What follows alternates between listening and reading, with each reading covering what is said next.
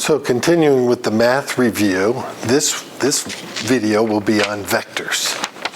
So in classical mechanics, we went over vectors. That was the very first thing you do, chapter 1. But those are more special vectors. I'm going to be talking about it more in the general sense. But in classical mechanics, we had things like a force, which we wrote like that. And we said we could write it in terms of its components, say Fx in the I, plus Fy in the J, plus Fz in the K. And we could have said, well, there's a magnitude of that vector right there, which is kind of the length of it, similar to what we did just with complex numbers. The magnitude is the square root of Fx squared plus Fy squared plus Fz squared. There was a magnitude of that. Now, this vector right here might not have been normalized. Anytime we want to normalize a vector, that means its length is 1. If this vector has a length of 2, then we have to divide it by 2 so that its length is 1. So one way we can get we normalize a vector, let me call it normalize. That means the magnitude is 1. Magnitude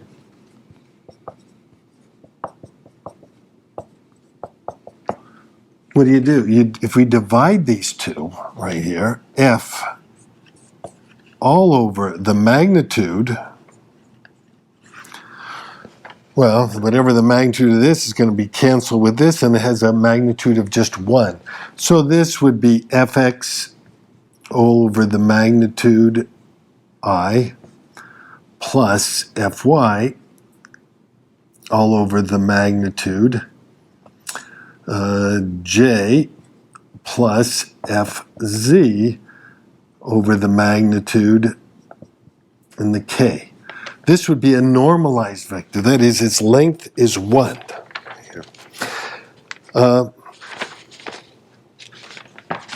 And we can also say that these I, J's, and K's, I, J, and K, they actually give those a name. They call them basis vectors.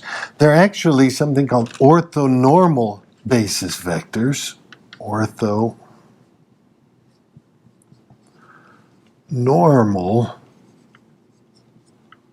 basis vectors.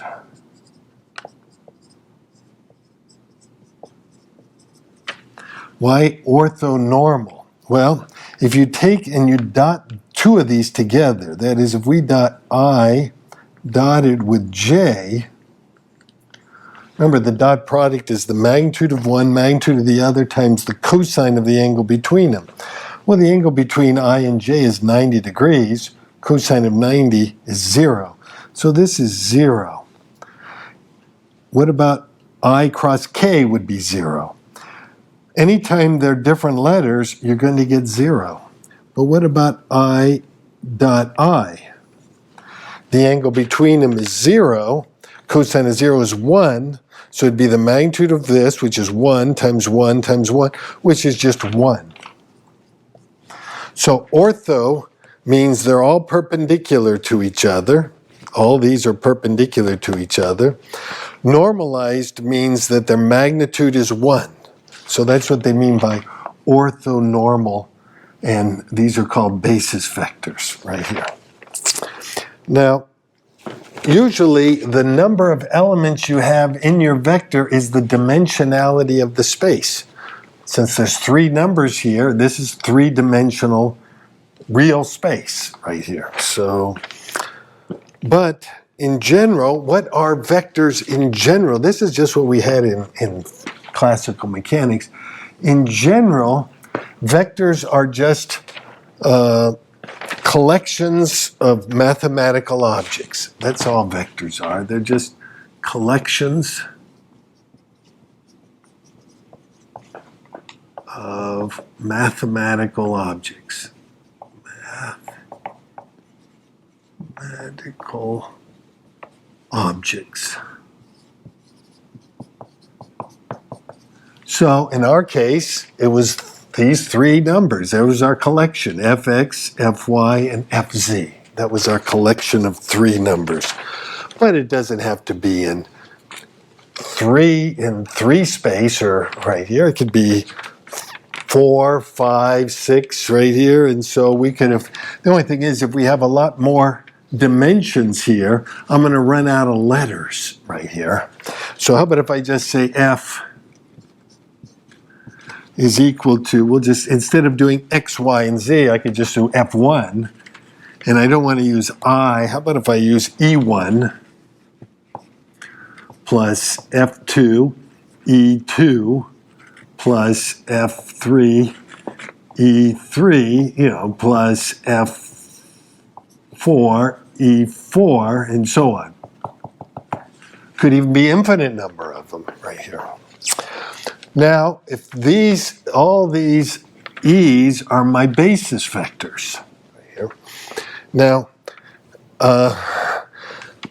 what does that mean? They're all orthonormal. That means if I dot any of these two that aren't the same together, that is e sub I dotted with a different guy, say e sub j, I'm always going to get 0 as long as I and j are not the same. So this is going to be 0 if I does not equal j. And if these two are exactly the same, E1 and E1, then you get 1. It's 1 if I equals j. Sorry, those aren't hats. If I is not equal to j, I equals j. Now they give a shorthand notation for this. This is too much writing right here. They usually use, it's called the Kronecker delta. It's this symbol, ij. What does that symbol mean? This symbol is just 0 when I does not equal j, and 1 when I equals j. It's just a shorthand notation. We'll be using it quite often right there. Comes up in a lot of areas right here. Okay, now we can end where the magnitude of this vector up here would be the square root of f1 squared plus f2 squared plus f3 squared and f4 squared for, until it ends right there. Okay, now instead of writing it even like this right here, it might be easier just to write it as a column of numbers right here. Instead, we could just write f1, f2, f3, dot, dot, dot, dot, dot, dot, dot. So there will be probably a way we'll use to write a vector. It's we just list all of the factors right there, the collection of objects. The number of objects is the dimensionality of that space. And if we wanted to find the magnitude of that vector, it would be the square root of this square plus this square plus this square plus this. Square them all, add them up, and take the square root. That would be the magnitude of them. Okay. So if I wanted to normalize it, I could just divide each one of these by the magnitude, and that would be a normalized vector. Okay. So what are some of the rules for vectors? One of them is you can add them right here. So let's say I have another vector. I don't want to use F's, we'll use G, say G1, G2, G3. Now, I can only add them if they have the same number of elements. They have the same dimensionality of their space. But when I do add them, if they do have the same number of elements, then this is just F1 plus G1, F2 plus G2, dot, dot, dot, dot. We just add them all up. Another rule right here is just two rules. There's a lot of rules for vectors, but I'm just going to look at two of them. What happens if we take our F1, our vector, F1, F2, dot, dot, dot, dot, dot, and multiply it by a scalar, alpha, where alpha is just some number? Well, then all we have to do is multiply each element by that alpha. So this would be alpha F1, alpha F2, alpha F3, dot, dot, dot, dot, dot. Okay, these are our two most important things to remember about vectors. You can add them and you can multiply them and just, what would this do to the vector? It would just make it alpha times longer. That's all it would do. This, you're just adding, remember in classical mechanics, we added them head to tail. It's hard to draw these when they're not in 3 space, right here. Okay, so now we can talk about a vector space.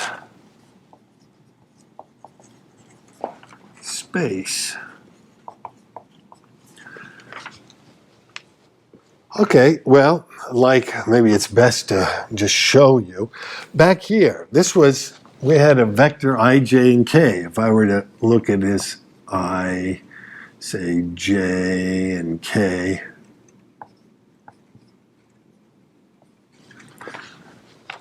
my vector space is all of 3 dimensions right here.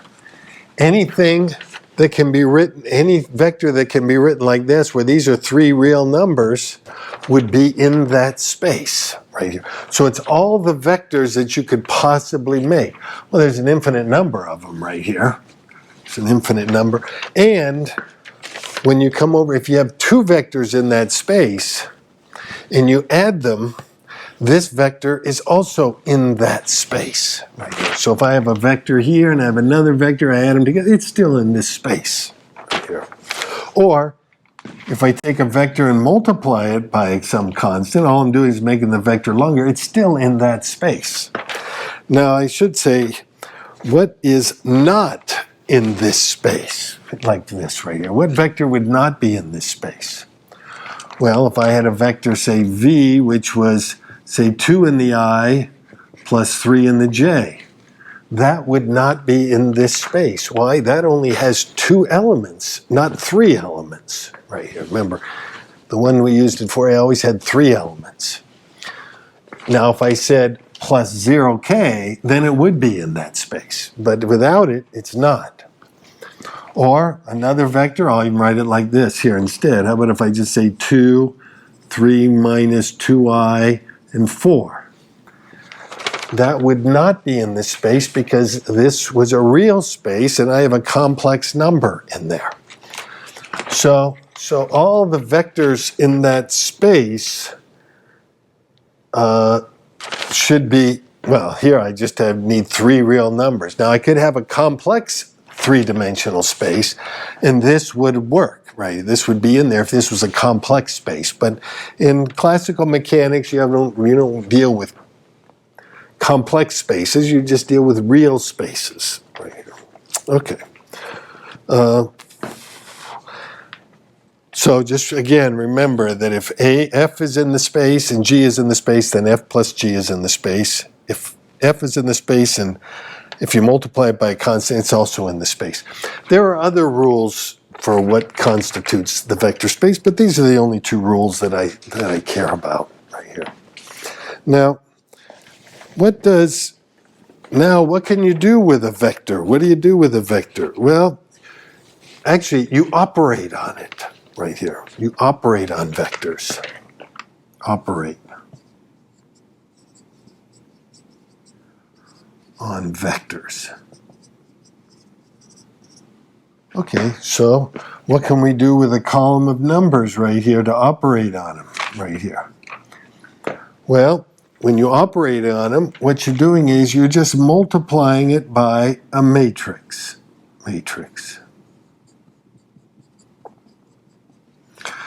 Matrix on a vector gives you some other vector. You've operated on it right here.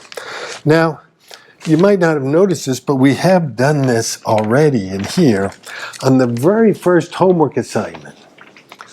The very last problem. I gave you this rotated coordinate system. We had an xy and we had an x prime, y prime, and we had a point. Well, I could have just called it a vector out to that point. And what did I have you do? I had to write what is that point from both xy coordinate to x prime y prime coordinate system? And we ended up with something like this right here.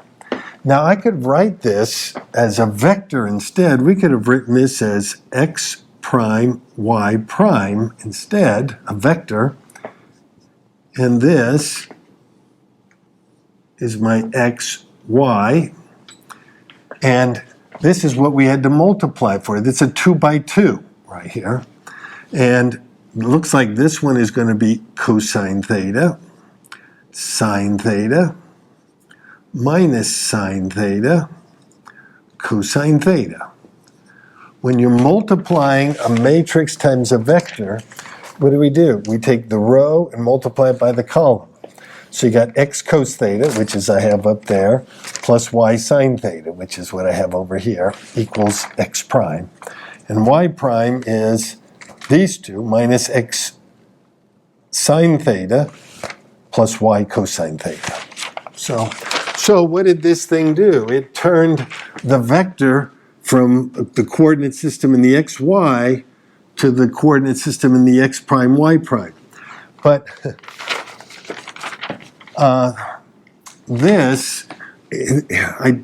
moving the coordinate axes this way is exactly the same as moving the vector that way. They're both the same thing, right?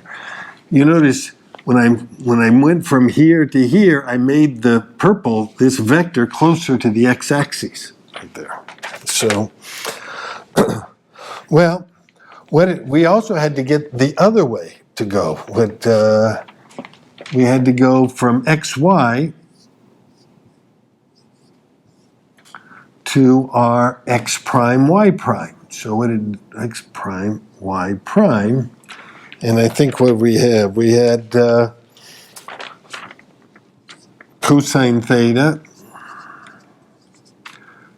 sine theta, minus sine theta, sine theta, cosine theta. So that was going back the other way right here. Okay, now not only that, if we take this and plug it right up into here, if we do that, then we get x prime y prime is equal to cosine theta, sine theta, minus sine theta, cosine theta, and then plug it in all of this in for my xy, so we get cosine theta minus sine theta, cos theta, x prime, y prime. Well, just by looking at this equation right here, this better not do anything to it because I'm back in my same spot again. Well, how do we multiply two 2 by 2s? You multiply this times that gives you the upper left element. So you get cosine squared plus sine squared. Well, that's just 1. To get the element over here, you go this times the second row. So you get cos minus sine cos plus sine cos. That's just 0. Then to get this element down here, you go this row times that column, which is minus sine cos plus sine cos, which is 0. And then the last element down here, you go this times that. Sine squared plus cos squared, that's just 1. So that's just 1. Okay, well this is a special matrix. It's just the identity matrix. It doesn't do anything right here. So it's just the identity. Sometimes they put 2 bars over a matrix right there. Okay, and and it should be the same right here because this, you got the same there and there. So these two must be inverses of each other. If this is m, this is the inverse of m right here. And when you multiply any matrix by its own inverse, you better always get the identity matrix right there. I guess I can put 2 bars over it. Okay, so we actually did this. We even did this for our Lorentz transformations. Remember, for Lorentz transformations, we had x prime and t prime.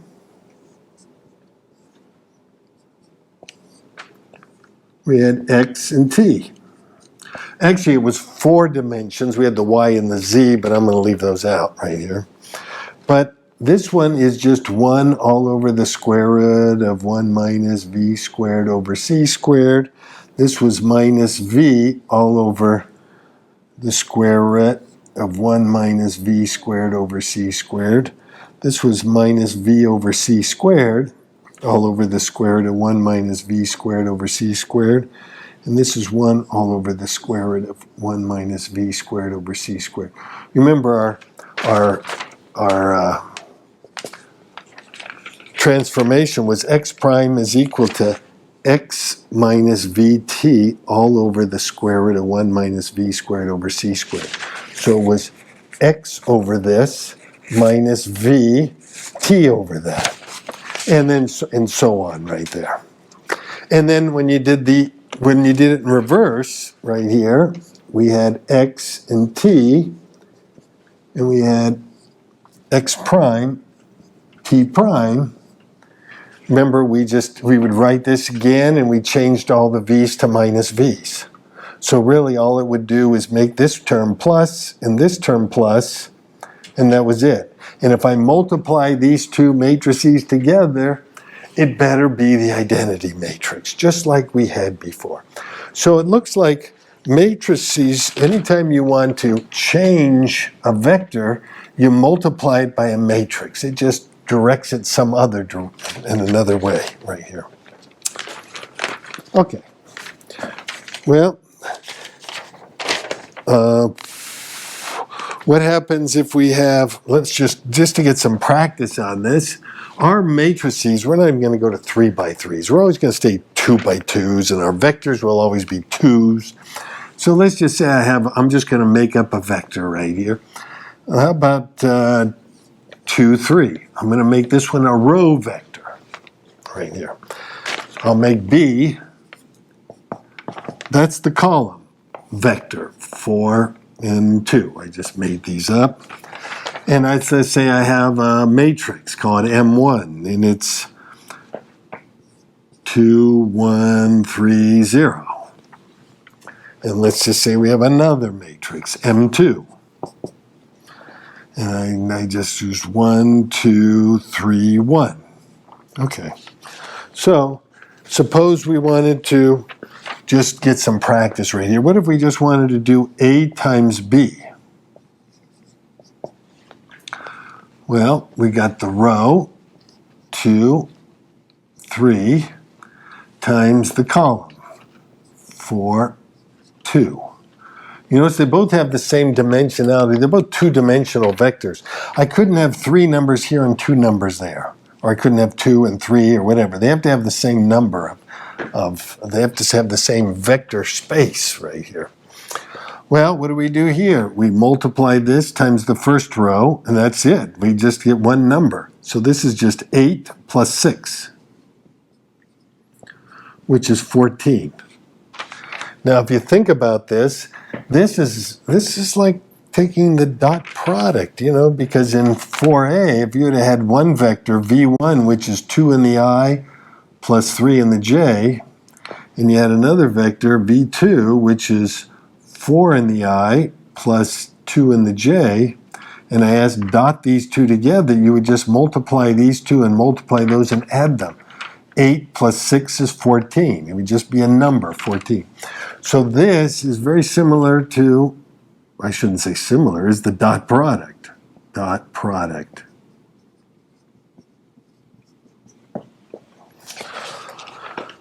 Okay, what if I switch this thing around? B, A. Well, if you put B here, 4, 2, and then 2, 3. Well, what do I get here? I don't get 14. I have to multiply the row here times the column there. Well, that's just 8 right there. to get this one over here, I have to do the first row times the second column. That's 12.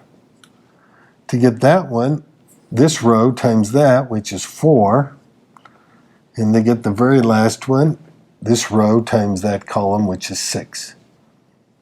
So you can see that these two do not give you the same answer, which means they don't commute. Right. Well, what about M1 times B?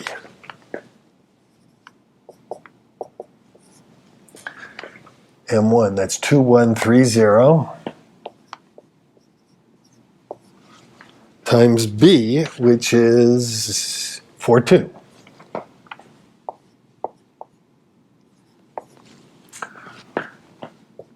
Well, what do? We go this times that. This is just going to give me 8 plus 2 is 10.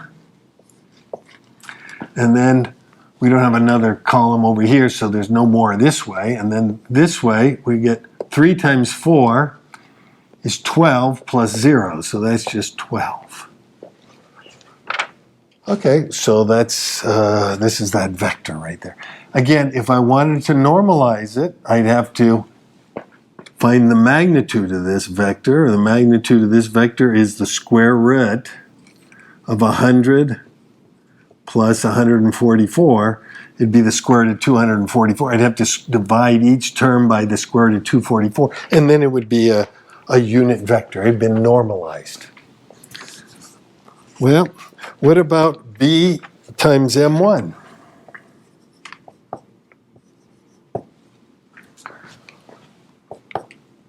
B is 42 times M1, 2130. Well, let me see, we can go this times this. But then we can't, then what are we going to do about this over here? We have to have two numbers to multiply by the 2 over here. So, looks like I can't do that right there. What about A times M1?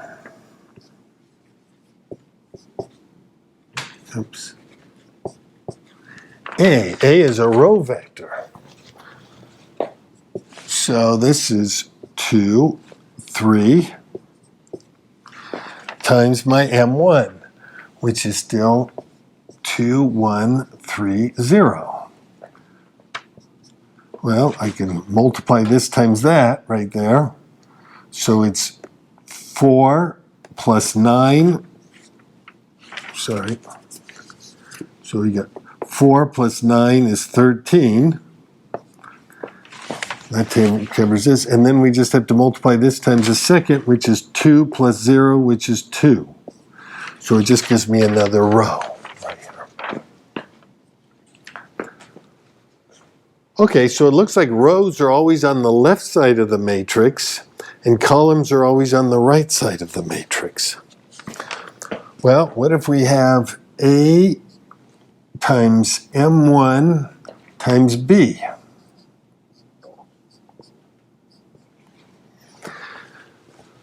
Well, does it matter where I put the parentheses, if I put them there or there?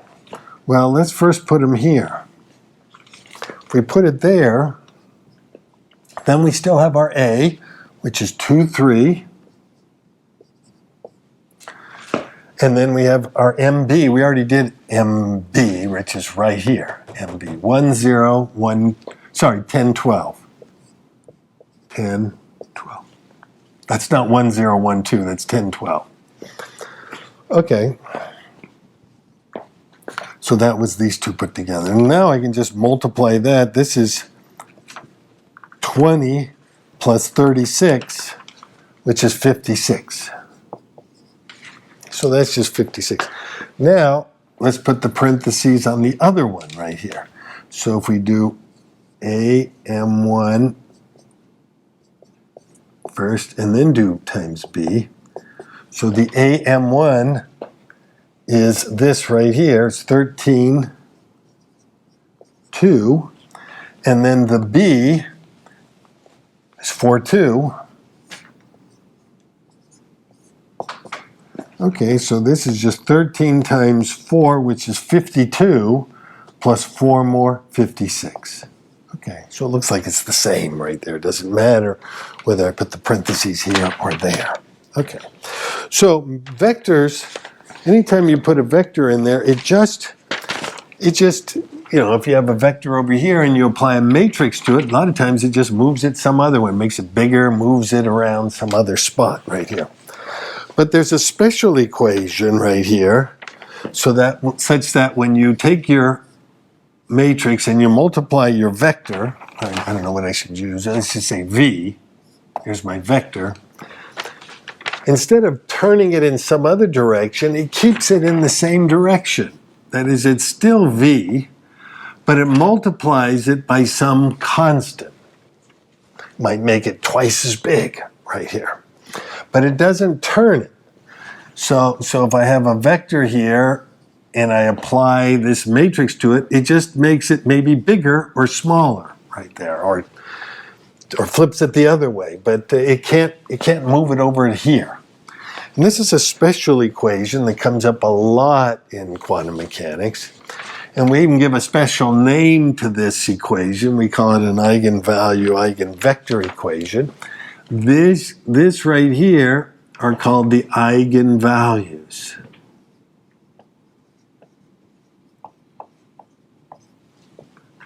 That constants right there. And this right here, this vector is actually called the eigenvectors.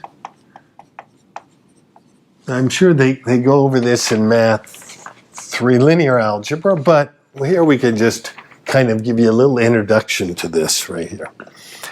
So usually you're given some matrix and you say, well, I'm given this. Let's say you're given a matrix. I just make one up right here. Let's just say it's 1, 2, 2, 1. Just make some easy numbers right here. Okay. Now this is a two-dimensional space right here. We can tell it's two-dimensional because my vectors can only have a length of 2. It's only two-dimensional. So the V has got to be just a list of 2 numbers. I don't know what they are. Let me just call them A and B. Right there. When I do solve for V, because what I want to get is I want to get V and lambda. When I do find V, then 2V will work, 3V, why? Because I could multiply. If you multiply both sides by 2, then 2V works, and 3V works, and 4V works, and so on. So, but they're the same vector. So really, all I want to know is how many times bigger is this one get than this one. So when I solve for V, maybe we'll normalize it right here, because now there's only going to be, there won't be a whole bunch, you know, there's just one normalized. Since this is a two-dimensional space, there is going to be 2 answers for eigenvalues right here. I'm going to tell you that right now. There are 2 answers. There are 2. If this were a 3 by 3, there'd be 3 of them. If it was a 4 by 4, there'd be 4 answers right here. There are 2 answers, 2 eigenvalues.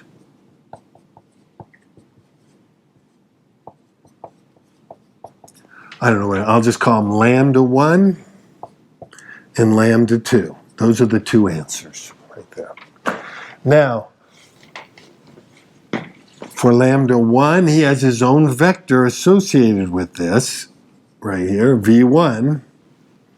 So there's going to be 2 answers for this, for the eigenvectors. 1 for lambda 1, 1 for lambda 2, right there. Okay, and so 2 eigenvalues and 2 eigenvectors. Each eigenvector corresponds to an eigenvalue, eigenvectors.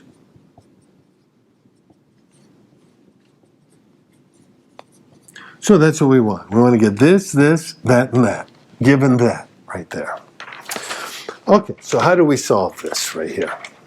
Well, let's move this to the other side and factor out the V.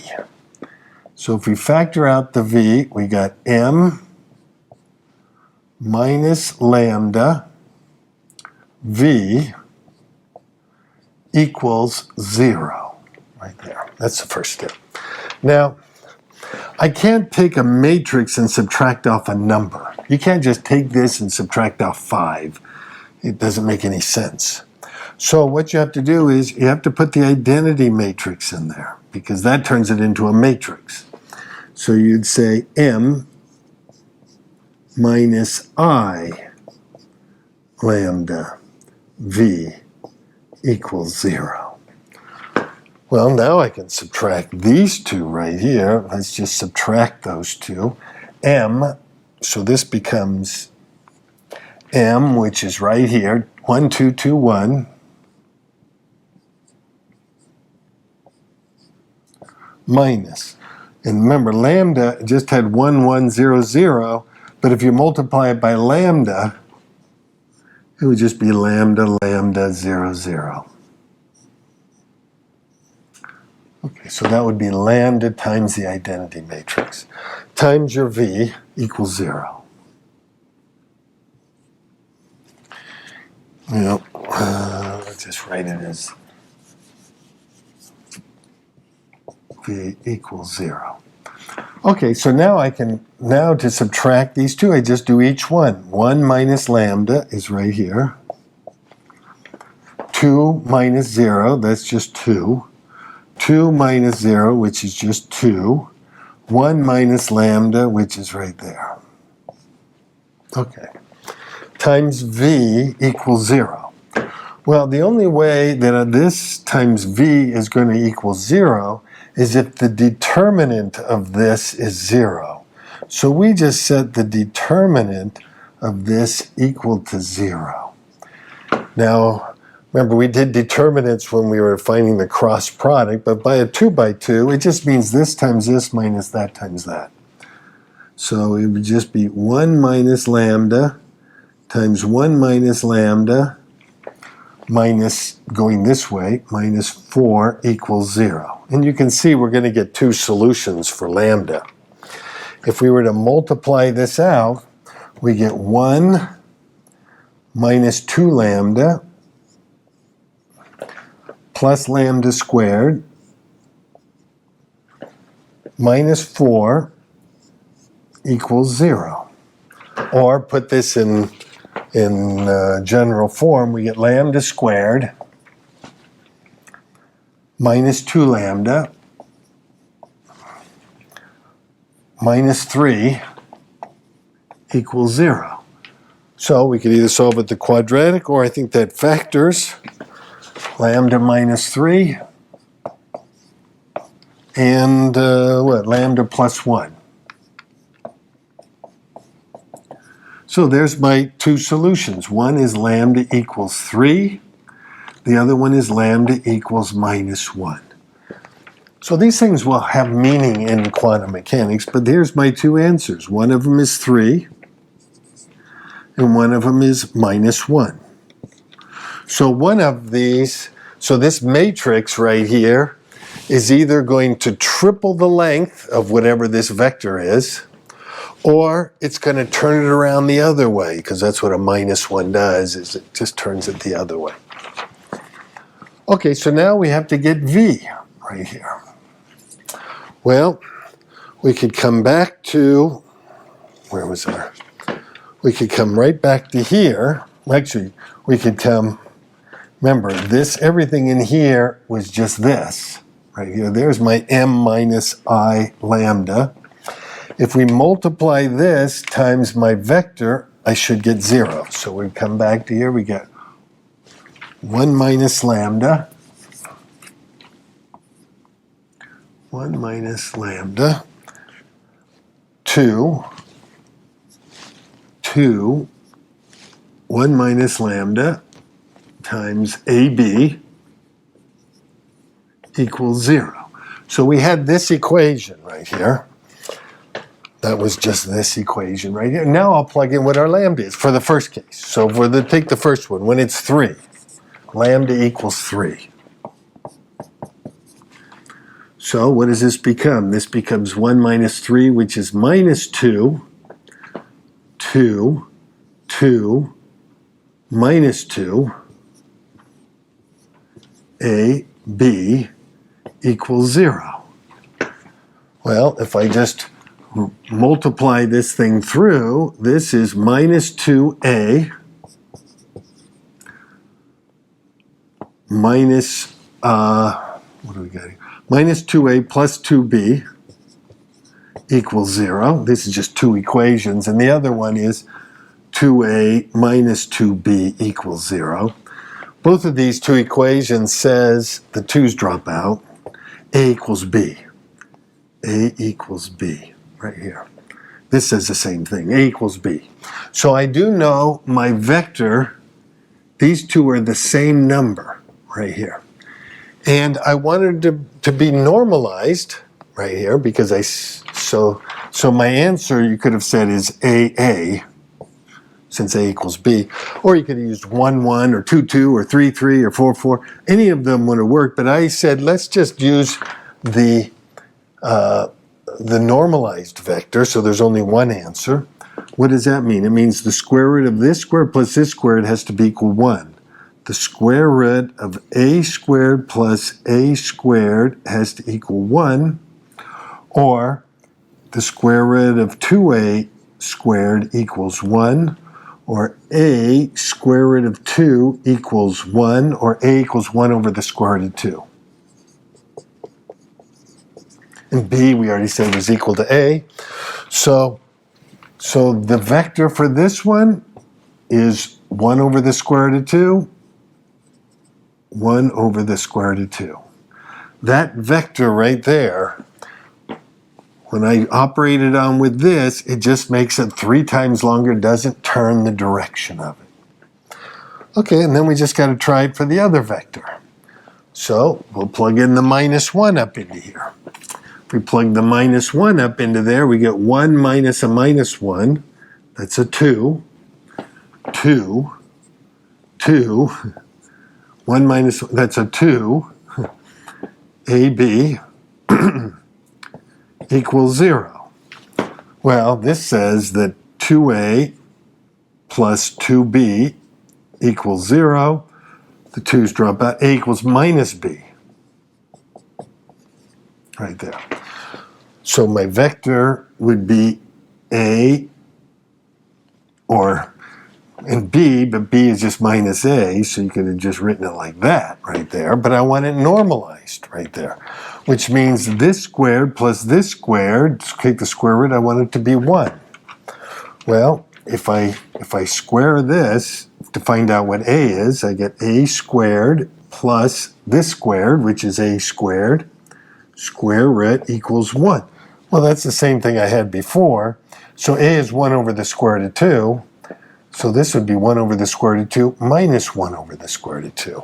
So this would be 1 over the square root of 2 minus 1 over the square root of 2.